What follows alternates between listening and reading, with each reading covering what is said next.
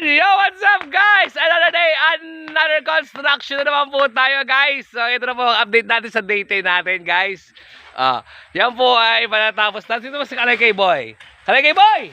Kalekay Boy! Bonakid! Puto masyadong ano si Kalekay natin. Ang tawag doon, suplado. Kasi guys, ano yan, pagka nagtrabaho yan, dire-diretso. Ganyan niya magtrabaho. Kita niyo naman ha. Ayaw nagpapaano. Oo. Ayaw nagpapatingin sa masyado sa camera. Alam niya kasi bonakid dyan eh. Ano yan? Pinaglisa bone yan. Bona. Ayun o. So guys, matatapos na po ang ating pader na yan. So tingin ko ngayon last na yan guys. Uy, tumibag. Tumibag dun. Yung forma namin parang may tinibag dun ha. So gumagawa na tayo ng ang tawag ito, forma. Ang tawagin ay forma.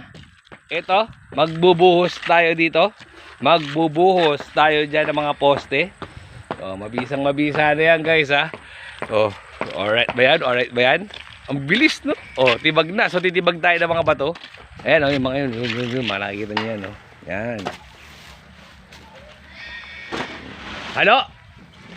Halo? Halo? Si Bonakid ko guys Bonak. Kaya nga ang tawag sa kanya Bonak. Bonak.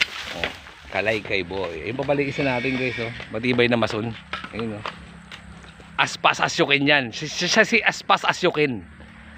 Yun pag yan ang gumawa din guys, Aspas Asyukin. Guys, ganun kabilis yan. So yun po ang update natin sa ating day 10 dito sa ating pagko-construction worker. Tunay na siya guys. Ito ba, maglalakad ako. Dati wala yan Tunay na yan. Biba ako na dyan. Wala namang ganyan dati. Ha? Alright, di ba? Kabisa laang. So ako naman guys, syempre sa balbarte ko, last na paghahalo na natin to ngayon. Kasi matatapos na yun. Parang sakto na to. So titibag naman tayo ng bato. At magbubuhos nga doon sa mga poste. Doon tayo mapapalaban ng, anong tawag doon?